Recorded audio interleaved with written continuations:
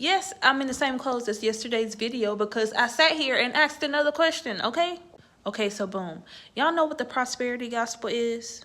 It's literally talking about everything but salvation.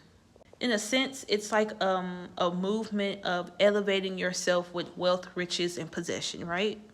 And for a while, Christians have been like divided on this because there's half of them that say you shouldn't be worried about wealthiness. The other half is saying like the reason why you're poor is because you're not worried about wealth.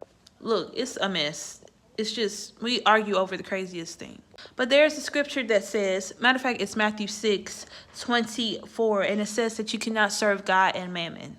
And as of late, I've just been seeing and hearing a lot of preachers and teachers just talk about money and getting and businesses and you got to sow this and you got to sow that.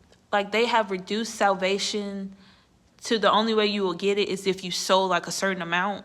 Some pastors say like if you don't sow more than 100, basically, like it's not really sowing. It's crazy. So I guess my question is, since the scripture says we can't serve God and mammon, are there people going to church saying they serve God, but they actually are just serving mammon?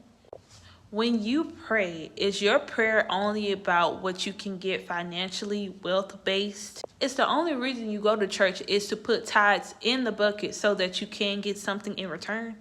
When you give, are you like only giving to the pastor when he asks? Like, do you actually give when you go outside to the homeless person on the street?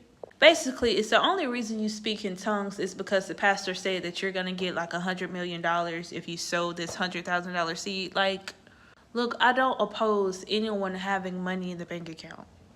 And we see that so many people in the Bible had wealth beyond measures. But their blessings were based on how God asked them to live, and they were obedient to it.